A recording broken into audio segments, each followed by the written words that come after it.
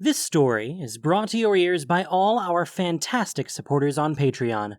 To get in on the action yourself, with bloopers, extras, and the occasional early story, join us at patreon.com/voiceofallmtg. We'd like to thank our newest patrons, Ralph Colby, Blind Ink Poet, and Callum, for already donating. For more stories or just a chat, visit voiceofallmtg.com.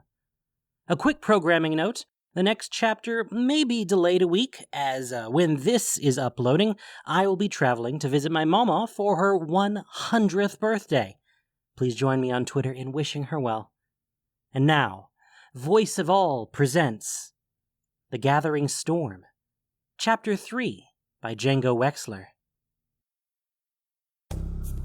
The closer Ral got to New Prov, the more he could feel his skin crawl. The Azorius had always been officious and overbearing, but something had changed. I've spent too much time locked in my workshop of late.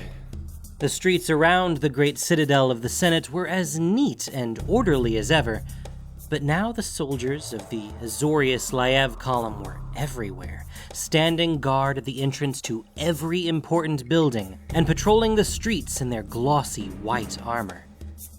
Hussars trotted past, lances at the ready. In the skies overhead, for once free of rain, winged constructs circled lazily, staring down with multifaceted, gem-like eyes. They're running scared. Ral smiled tightly. The military presence was supposed to be a show of strength, but to Ral it tasted more like weakness. They know there's nothing more useless than a Senate nobody listens to. New Prov itself was as impressive as ever. 3 titanic towers that dominated the 10th District skyline, arranged equidistant around a central courtyard, flanked by the domes and spires of lesser buildings. The borders of the enormous compound were marked by tall, spiked fences, and at the gate, a dozen white-armored soldiers manned a checkpoint, processing a long queue of pedestrians. Ral ignored them and walked directly to the gate, where a blue-skinned Vidalcan sergeant glared at him through the narrow slit in his helmet. All non-guild members must have their papers processed before entry. Please wait your turn. Ral gave the queue a contemptuous look. I'm in a hurry. The sergeant growled. 2 more soldiers stepped forward to flank him. No exceptions. Please don't cause trouble, citizen. Definitely running scared. Ral put on a haughty smile. My name is Ral Zarek, personal representative of Guildmaster Niv Mizzet. I'm here to see Supreme Judge Asperia on a matter of utmost importance. No except... The sergeant paused as one of the other soldiers whispered urgently in his ear. His blue lips curled into a sour expression. Very well. Wait here. Not for long, I hope. It was, in fact, nearly a quarter of an hour before the sergeant returned with a captain in tow.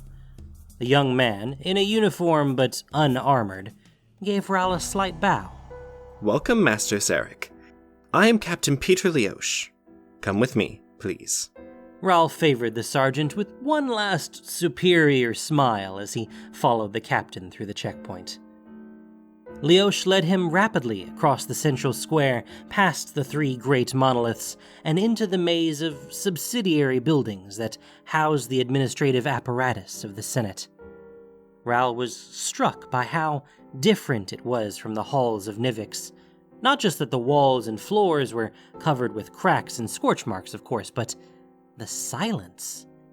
The floors were polished marble with no carpets or hangings to muffle the echoes, and every step echoed like a thunderclap. Clerks shuffled past, heads down, not looking either at Ral or the guards who stood like ceramic statues at regular intervals. There was a steady stream of homunculi as well, small, wizened-looking creatures who performed menial administrative tasks, hurrying back and forth with their small arms piled high with scrolls. Captain Leosh stopped in front of a grand double door, inlaid with the Azorius Guild crest in silver. From inside, Ral could hear the faint sound of voices raised in anger. The captain coughed. The delegation from the Boros Legion has already arrived. I understand that the Guildmaster will be a few moments longer. Please wait inside. He opened the door, bowing again. Beyond, Ral found an oval conference chamber with a long, highly polished table down the center. One side of the table was lined with high-ranking Azorius functionaries in the white robes of senators or military uniforms. On the other were more soldiers, but of a very different cut. Where the Azorius military was all chilly precision and gleaming ceramic armor, the Boros Legion delegation wore brushed steel, well polished, but with the nicks and scars that spoke of actual combat. There were 5 of them, ranging from 2 young captains up to an older Minotaur woman wearing a lieutenant's insignia. She sat in silence, arms folded, while her subordinates engaged in a shouting match with the gaggle of politicians. Against the rear wall, watching, was an angel. Aurelia. Ral couldn't help but stare. He didn't know much about the angelic hierarchy that dominated the upper ranks of the Boros, but Aurelia had become guildmaster after she ousted Feather. She was a head taller than him, but gave an impression of delicate grace that belied her size. Her features were striking, androgynous, and beautiful, and her bright crimson hair flowed down over her shoulder like a river of blood dripping across her well-worn armor. Her great wings were folded behind her. She surveyed the ongoing argument with a faintly amused expression, like a parent watching children in fierce debate. If we are weak, One of the Boros lieutenants was saying, it is your doing. The Legion and the Senate are intended to work together for the good of Ravnica, but you have taken it upon yourselves to usurp our function. Only because you refuse to perform it. A pot-bellied senator shot back. If the Legion would enforce the laws that we... How are we supposed to enforce the laws when they change every day? The Senate has lost its grip. And Azorius Vidalcan snapped at them. The Legion has become a dangerous rogue element. Dangerous? The Minotaur woman leaned forward, silencing the others for a moment. One of her long horns gleamed dangerously, while the other had broken off and was now capped by a silver stopper. The Boros are dangerous only to those who would transgress against justice. Is that you, Senator? Of course not. We are the law. How can we break it? Justice and the law are not the same. The Azorius would do well to remember that. Aurelia turned her glowing eyes on Ral. Greetings, Master Zarek. We have been anxiously awaiting your arrival. Send your complaints to the sergeant at the gates, or whoever designed this maze of a building. He bowed towards Aurelia and inclined his head to the Azorius side of the table. Guildmaster Aurelia, Masters, thank you for coming. Zarek. Good. I, for one, have some questions for you. Who exactly is this threat you claim is nearly upon us? And what can you tell us about its capabilities? How many men can it field, and with what equipment?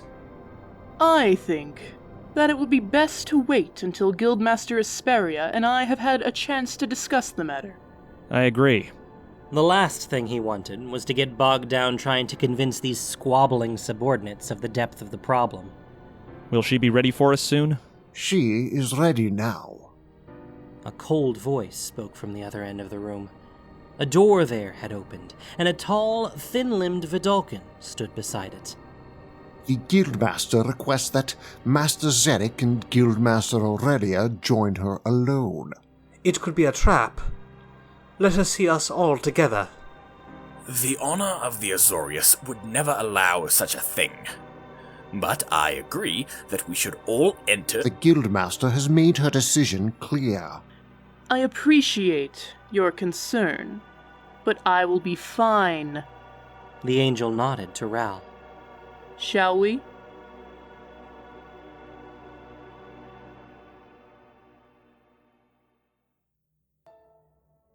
The next room was much larger out of necessity. Hesperia, supreme judge of the Azorius Senate, was a sphinx. Her long, leonine body was bigger than a cart, made even bulkier by broad, feathered wings.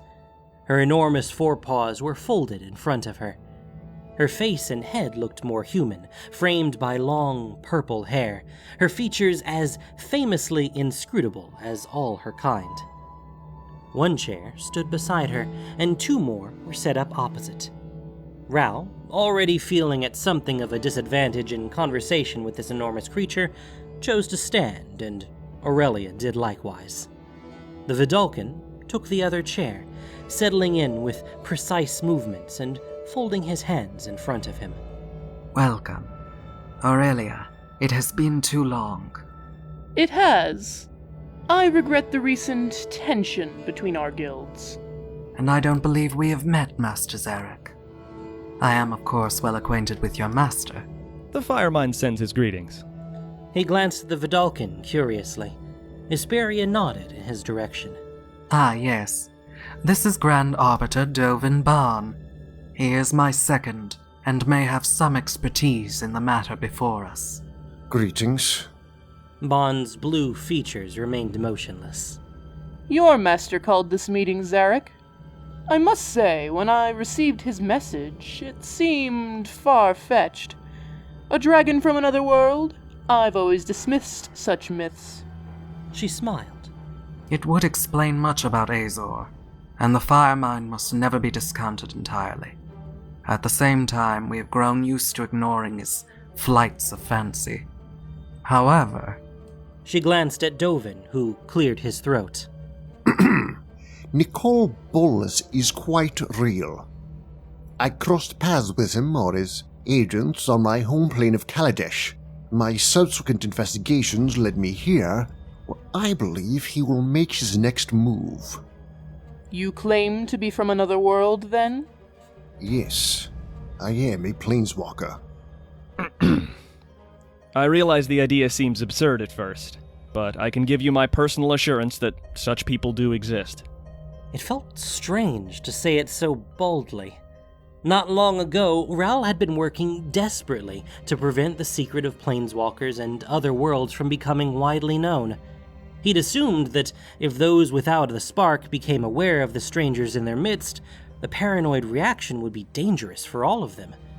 Every planeswalker he'd met over the years had the same policy, an unwritten rule that kept their abilities hidden from most of the multiverse. Now he was breaking that taboo to 2 of the most powerful and influential creatures in Ravnica. But there's no way around it. He'd never convince anyone that Nicol Bolas was a threat if he couldn't explain where the dragon was coming from. I have received documentation from Niv Mizzet on the subject. I assume you have as well. Hesperia nodded. I'm prepared to accept his word, for the moment. Let us proceed on that assumption.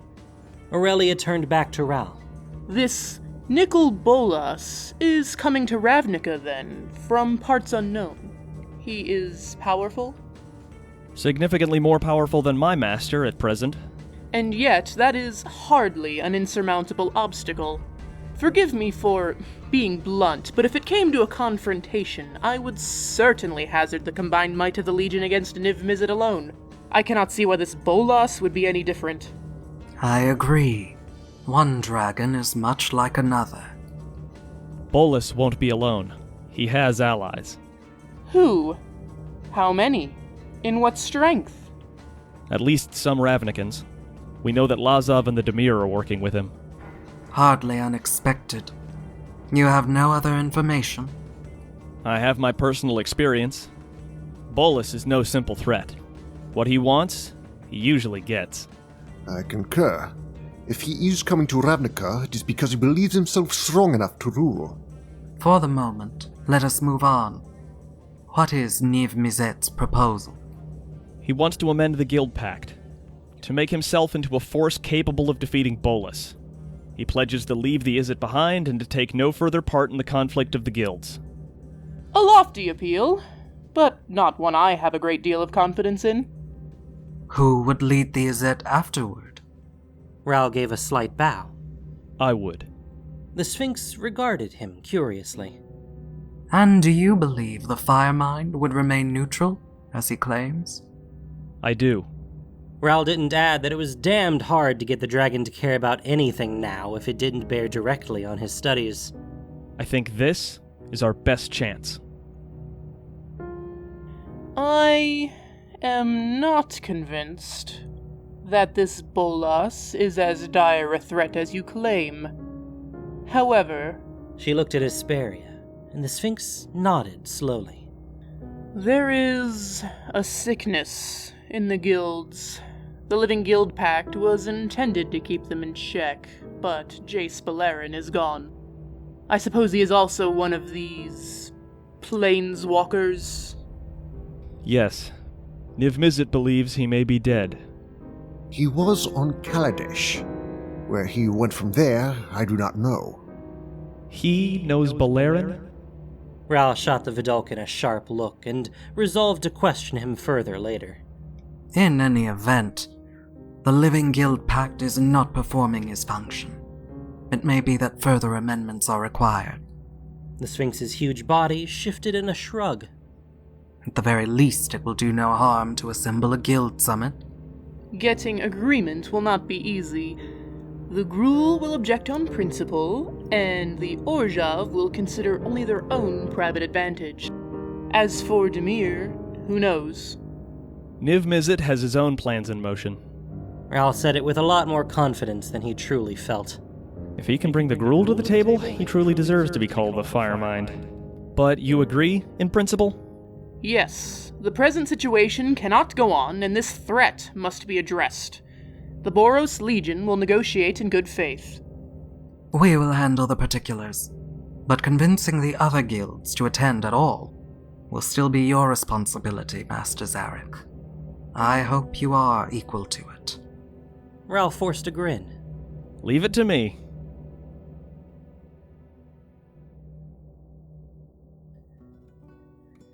In spite of his misgivings, Ral had to admit as he left New Prov that things were looking, if not actually up, then at least less than completely hopeless. For all that the other guilds protested against the authority of the Azorius, the Senate commanded a vestige of respect.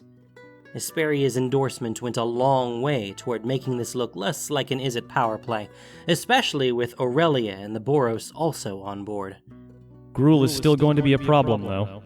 Not only were the chaotic tribes constitutionally opposed to anything like cooperation with the other guilds, their rivalry with Boros ran deep. And Demir is already against us. I hope Niv Mizzet really does have something up his sleeve. He walked out through the market square that fronted New Prov, outside the Azorius checkpoints, but still well within their jurisdiction. It was bustling with the break in the rain, thick with sentient creatures of a dozen different races and 100 varieties of beasts of burden. Above the heads of the humanoids, fairies flitted back and forth on colorful trails of magic, mixed with the buzz of insects and the whir of small constructs.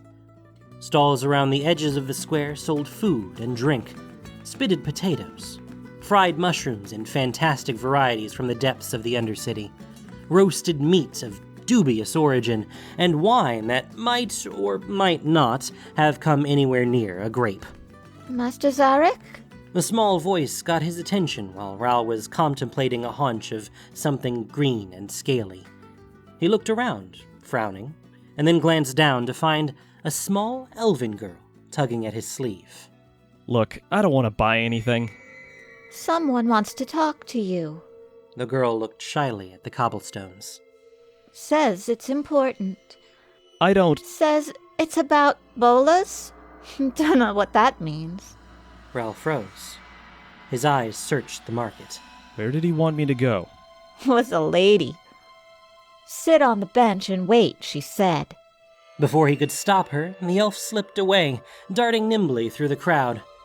In the center of the square were a set of stone benches ranged around a central fountain, in which a statue of Azor was surrounded by water-spouting nymphs. Many of them were occupied, but Ral couldn't see anyone who seemed threatening. Even Tezzeret would hesitate before trying something this publicly. Not only was the square full of shoppers and merchants, but Azorius guards were much in evidence, patrolling in small groups or standing at intervals in their glossy white armor. If it's a trap, it's a subtle one. He made his way over to the bench, found a clear spot, and sat down. It gave him a good view of half the square, but the back of his neck itched, wary of what might be hiding out of his line of vision. He felt half naked without his accumulator and Mizium bracers, left behind out of respect for his Azorius hosts. When he reached out with his power, only a few crackles of lightning and the brooding clouds overhead were close enough to tap. Across the way, a troupe of Rakdos puppeteers were performing to the delight of a crowd of watching children. Under the stern eye of the Azorius guards, they settled for biting satire instead of setting things on fire, much to the disappointment of their audience. One of the puppets had a shock of wild hair with a white streak down the center. I wonder what they're saying about me now. Zarek, don't look around. A voice from behind him. Ral put his chin in his hands, pretending to be absorbed in the puppet show. And you are? Lavinia, formerly of the Azorius. Lavinia? He knew her by reputation. She had been one of the Senate's most notorious investigators, dogged in her pursuit of anything that looked like wrongdoing or corruption, prior to working with Beleren as steward of the Guild Pact. Her resignation from the Guild had caused a minor scandal, though it had been quickly swallowed up by all the other strange news of late. I have an office, you know. You're always welcome to make an appointment. They're watching you. A lot of people are watching me. It comes with the territory. Don't play dumb. You know who I mean. Bolas. Care to tell me how you know that name? I still have my sources inside the Senate. That place leaks like a sieve. By tomorrow morning, everyone in the district will know what you and the Sphinx are up to. Ral shrugged. We were planning to announce it in any event. So what's your angle? I thought you left the guild. I left the guild because I started pulling on a thread and they didn't like what I found. And what thread would that be? There are agents of a foreign power in the 10th district.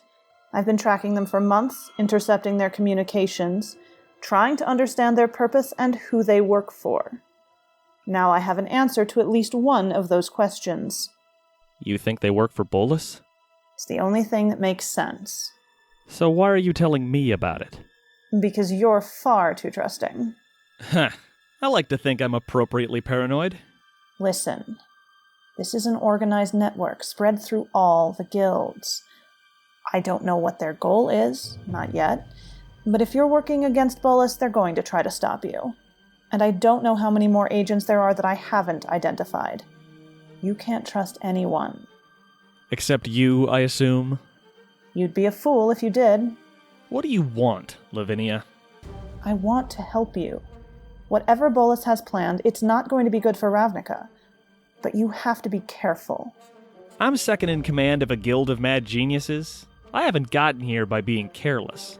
Even if you manage to bring the guilds together, it's likely that Bolas will have already sunk his claws into them. I hope you know what you're doing. I really do. Knowing who's already on his side would be nice, if you really want to be helpful. I'll do what I can. I don't want to spook them, not yet.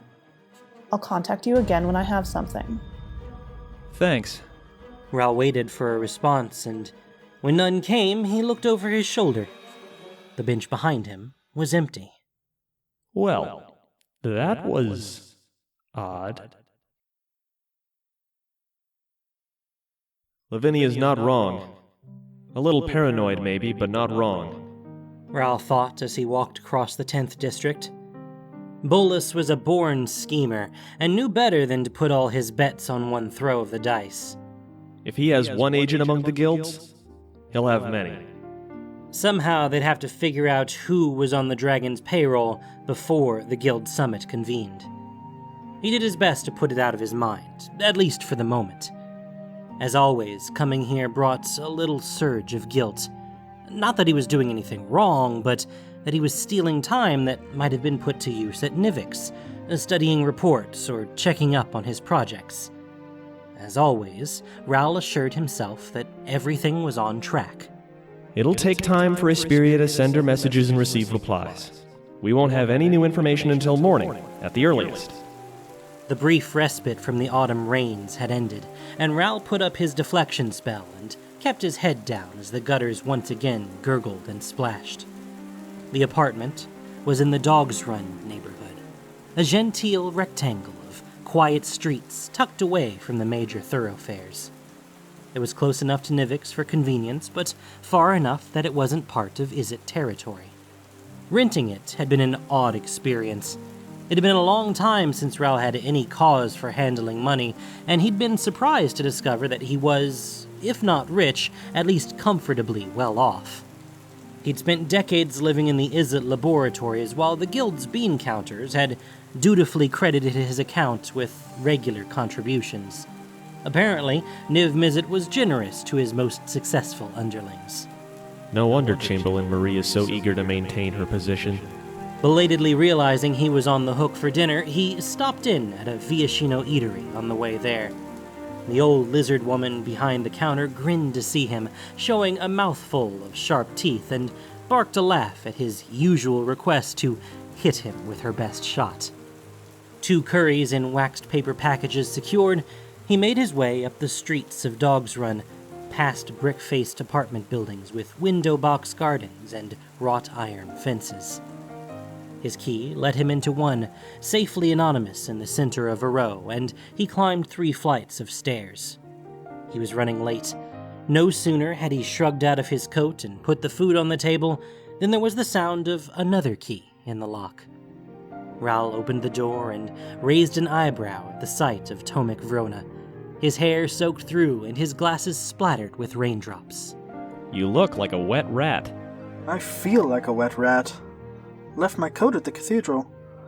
I thought I could make it here before the skies opened up again. He pulled off his glasses and wiped them on his shirt, which didn't actually help much. This one your fault, too? You caused one thunderstorm and they never let you hear the end of it. I brought curry. Suppose I can forgive you then. Tomik stepped forward and Raoul leaned in and kissed him thoroughly. Finally, Tomik broke away and shoved past Raoul in spite of his mock complaints and headed straight for the table. Oh, I see where your priorities are. Damned right. Tomik sat down. I missed lunch. I think the brown one is yours? I can tell by the fact that breathing near it doesn't sear my nasal passages. Honestly, I don't understand how you can eat that stuff. Spend half a year stuck on campaign with a bunch of Scorchbringers, and you'll learn. The Viashino had a habit of seasoning their food with whatever spice, vegetable, or fungus would burn hottest. Raoul's curry was an angry crimson, full of chunks of seared meat like bloody icebergs. He speared one, savoring the heat of it. Tomik, watching, rolled his eyes and attacked his considerably milder curry. For a while, they ate in comfortable silence, but it slowly transitioned into uncomfortable silence. Raoul polished off his food and found Tomik only halfway through his, staring absently down to the depths of his curry as though it contained some dangerous secret. Something wrong? Oh... Tomik laid down his fork and looked up. You know, guild business. They said it almost simultaneously, and Tomik smiled a little. It was a joke, sort of. He and Tomik had met when the young secretary was pursuing Teysa Karlov's agenda of greater ties between the Orzhov and the other guilds. Tomik's quick mind, and the way he fiddled with his glasses when he was flustered, had intrigued Raoul, and had taken the unusual step of suggesting they meet privately once the negotiations had concluded. After that, one thing had somehow led to another. But it was clear to both of them that this, whatever this was, and frankly Raoul didn't want to think too hard about that, was only going to work if they kept their respective positions out of it. Raoul had rented the apartment to have a private place to meet while keeping a low profile. It wasn't that Izzet officials didn't have lovers or partners, of course, just that if it became widely known that the second-in-command of the Izzet was spending time with the personal secretary of the Karlov heir apparent, questions would be asked on Ral's side, and he assumed the same would be true of Tomik. Given how much time and attention each of them committed to their guilds, it was a hard line to walk. Sometimes Ral wondered if he was fooling himself, if he thought this was more than a brief interlude, like a dozen others who had come and gone over the years. But Tomik...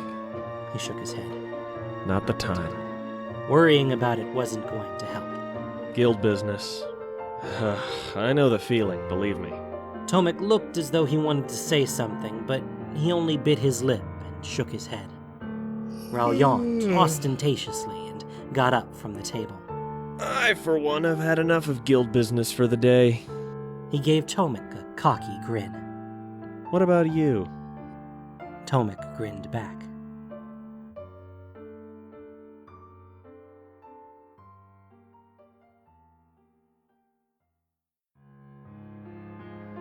In the broad, soft bed, with Tomik curled against his back like a comfortable cat, Ral Zarek dreamed, or remembered. In his dream, he was 17 again. The 10th district, with its guild halls and great markets, was the center of Ravnica, if a city that stretched on forever could really be said to have a center. By the same token, Toverna was the outskirts, a backwater in the endless city. Once a power in its own right, it had slipped into somnolence over the centuries, ruled by a handful of petty oligarch families who owned the vast factory rows where the rest of the population labored. The downtown of Toverna was a few blocks of elegant apartments and townhouses, surrounded by a thin ring of dilapidated buildings for the servants, scribes, and other hangers-on. Beyond that were the crumbling tenements of the poor and the long, low sheds of the factories themselves, powered by superheated gas rising from underground caverns. The machines inside whirred day and night, turning thread into cloth, pig iron into neat rods, or creating any one of 100 other products Toverna exported to the wealthier districts. It would have been easier and safer to use magic, of course, but mages were expensive. Tenement dwellers, with nothing to lose, were cheap and easy to replace. Ral's mother had been one such, working in a cloth factory until she'd been mangled in an accident when Ral was 11. She'd lived a crippled for another 2 years, never really healing, with Ral doing everything he could to help her.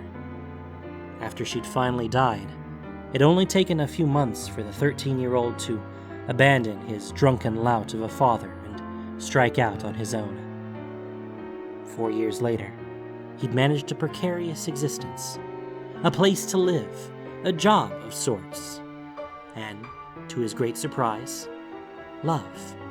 You're off? Elias spied Ral changing through the open bedroom door.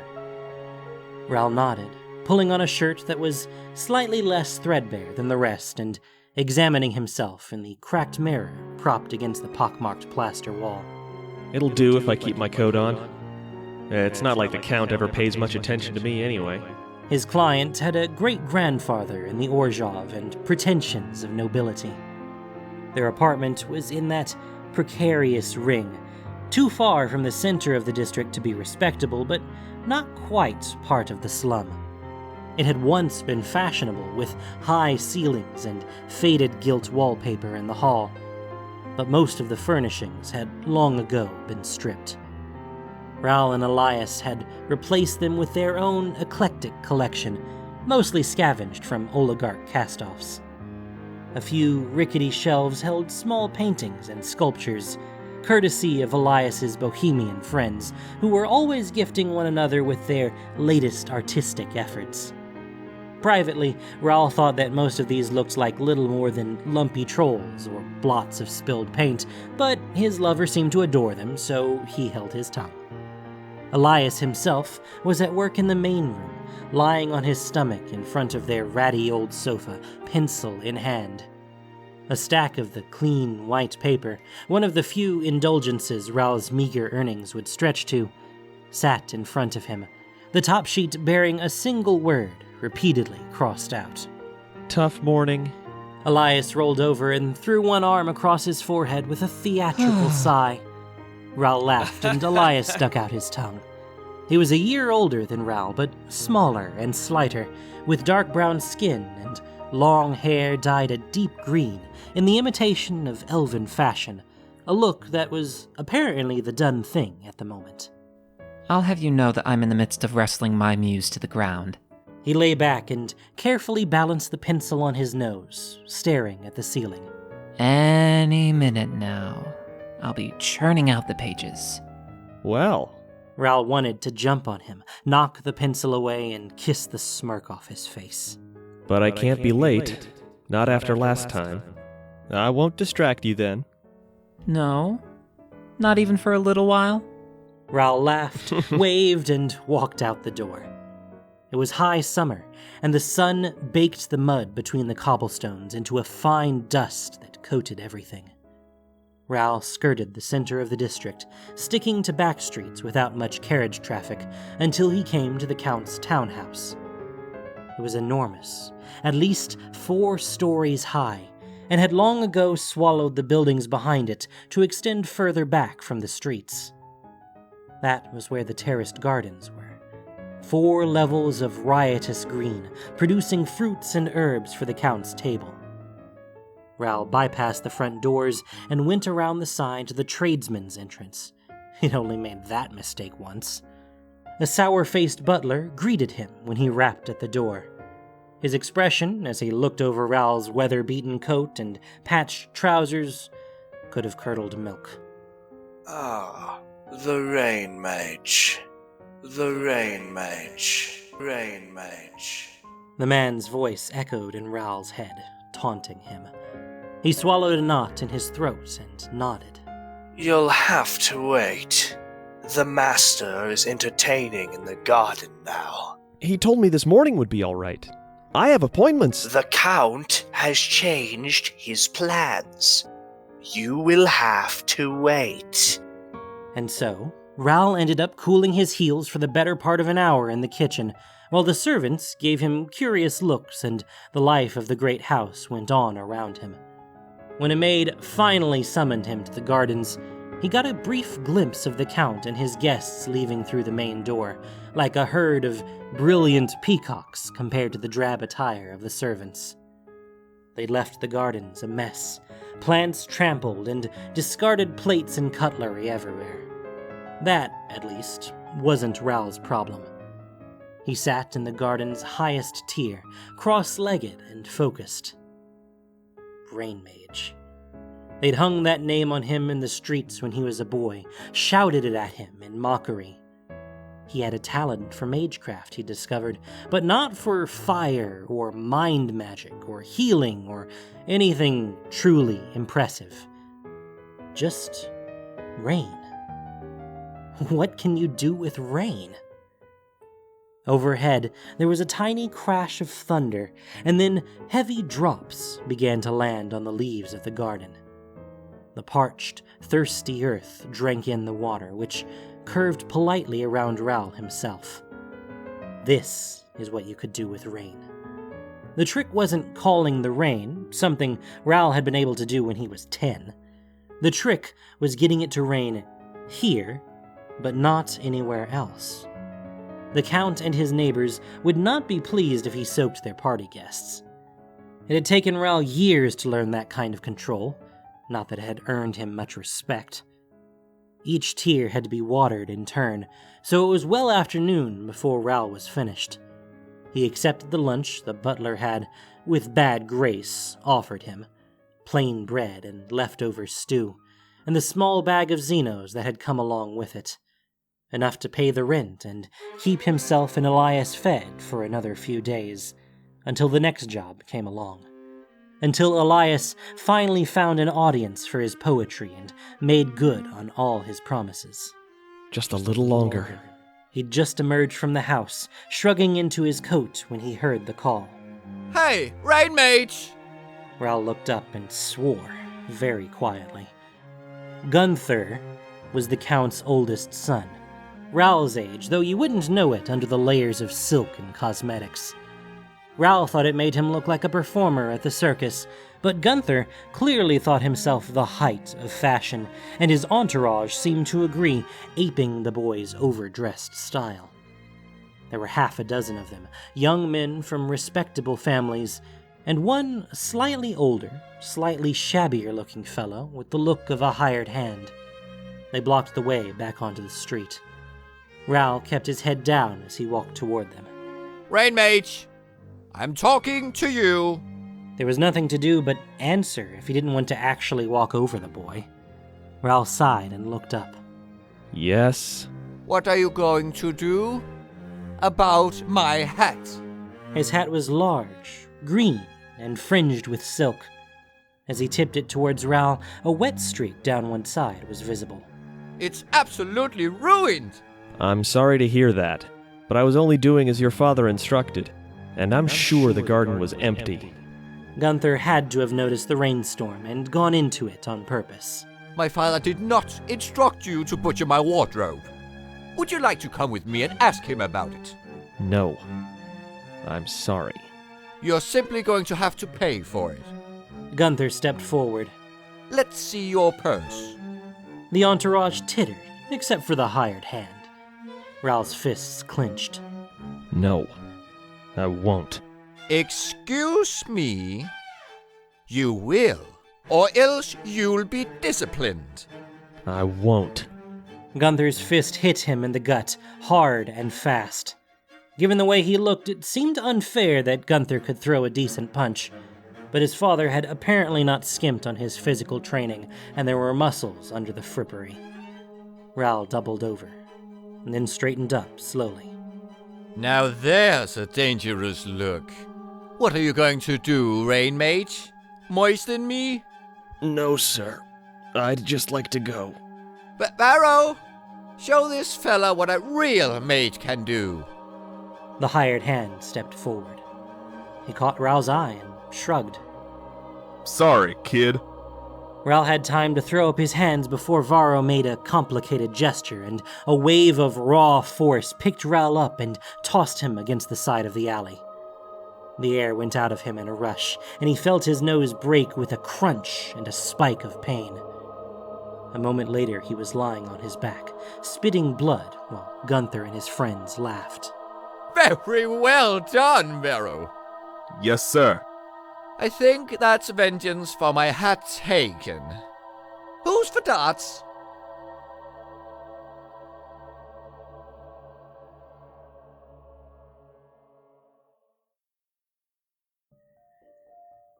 An indeterminate amount of time passed. Ral had to work just to breathe, and he could feel his nose swelling. He closed his eyes to slits against the sun. A shape swam into view. A man with his hand extended. Do you need help, boy? Ral hesitated only a moment before taking the hand. A strong grip returned him to his feet. He blinked, eyes watering, and then winced as the stranger's fingers pressed against his face. That's a bad break. I can do something about it if you'd like. What'll it cost me? Let's say, a moment of your time. I'd like it if you joined me for a cup of coffee. Ral gave a cautious nod.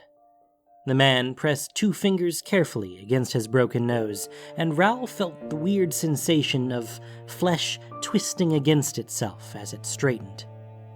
Healing magic tingled gently, then faded. The man handed him a handkerchief. Here, you might want to clean yourself up a bit. You look like you've been in the wars. Thank you. Ral was relieved to breathe easily. He mopped the blood on his face. I'm not sure a cup of coffee is enough to repay you. Well? Now that Ral could see him clearly, the stranger was a tall, handsome older man, with his graying hair tied back in a queue. He was immaculately dressed, though in a style that Ral found vaguely foreign. Perhaps you could further oblige me by considering an offer. I think that you show promise. What, at getting my teeth kicked in? I admit I have been watching you. Am I correct that you might be amenable to additional employment? Ral nodded. And further, that you would not mind performing tasks that are counter to the interests of the highest echelons of society, such as, for example, the Count and his charming son. Ral, once he'd followed the circumlocutions of the man's speech, found himself laughing. No, I wouldn't mind that at all. Excellent. Then we have much to discuss. He extended a hand, and Ral shook it. The name's Ral Zarek. Bolas. The stranger grinned, his smile showing very white, slightly pointed teeth. Nicol Bolas.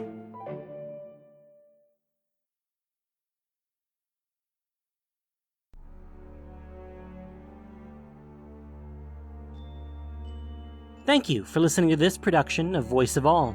As listener-supported entertainment, we rely on you not just for the voices of the characters, but also to keep us going and growing. If you enjoyed what you heard, please support us by rating and reviewing us on iTunes, or following us on Spotify, SoundCloud, Stitcher, and Google Podcasts, or just plain sharing it with your friends. You can also support us financially on Patreon for exclusive perks. The Gathering Storm was written by Django Wexler. The podcast was produced and edited by Gendo Okeshi, with sound editing by Grace Noir.